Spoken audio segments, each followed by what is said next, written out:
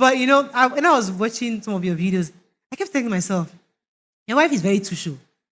Compared to you like an African man. You're very nice. And okay, how did you jam a very tush babe living in Atlanta and she agreed to marry you? Tell us about that. First, we met at a program. I had met her at different places. Right. She was volunteering. Um, but there was a program I did in Georgia that she came for. And I was talking about being the prophet of your own life. Right. So I think she had gotten a word. Yeah, exactly. That's how she is. So she had gotten a word and she came to talk to me about it. Right. And from there, we started talking. In fact, when I started talking to her, she was like, see, Pastor, you cannot like me. I said, why? She said, me, I'm not like you. I'm very goofy, but she's my friend. And Oh, fantastic. So let's encourage. Let's now come to love. Because we're in the month of love, and today's our probably last show on marriage, family issues for now. This matter of love, especially when it comes to married couples. Everybody has all the great ideas of what a marriage should be like. But a lot of women are struggling because they feel that they don't no longer love their spouses. And some of them feel that they have no choice. When their husband feels I don't love anymore, he has options. He goes outside. But as a woman, it's once you even think about it, of course it's wrong. But women feel like they don't have options, like they are stuck. In your own view, as somebody who has counseled lots of women, how can a woman who feels fallen out of love, how can she rebuild what's broken in that marriage? I think, and this is my personal opinion as well, and I'm tilting towards this because of the word of God. I think the Bible assumes that women will naturally love when they are loved, because the command is for men to love. So the action point for men is to love, get it done. The action point for women is to submit. So I think the Bible is hitting us at places where we might struggle. Yeah. Yes. So I also think that marriages fail because men are not taking responsibility. And this is, not in all cases, because I've also heard and read some very strange cases. I would say they should talk to someone. I would say a neutral person. I won't say parents, because there is, for example, if my wife is talking to a mom about me, okay, let me use myself. I'm talking to my mom about my wife.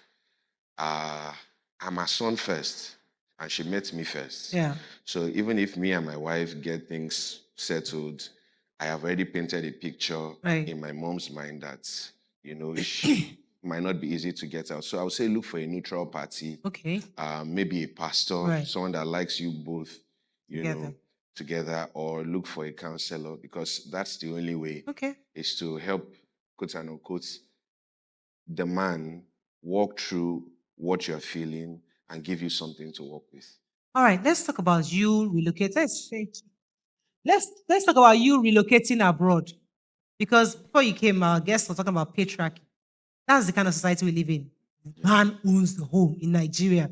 You are the Lord and Master. Yes. But now you live abroad. Yes. You wash plates. You do the things that we hear that men are supposed to be doing when they live abroad. Because in Nigeria, like, we know you don't wash plates in Nigeria.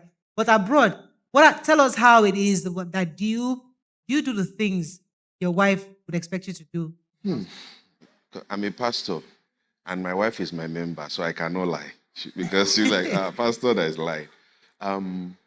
Okay, so my wife, I think she's been in the US for maybe 20 years, Right.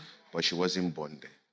So, but she spent most of her life there.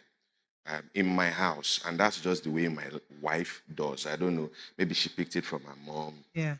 But my wife serves me food, Nice. Okay. brings water, Nice. and I'm typically always upstairs. So she will bring it upstairs, and she will insist that she wants me to sit and let her serve me.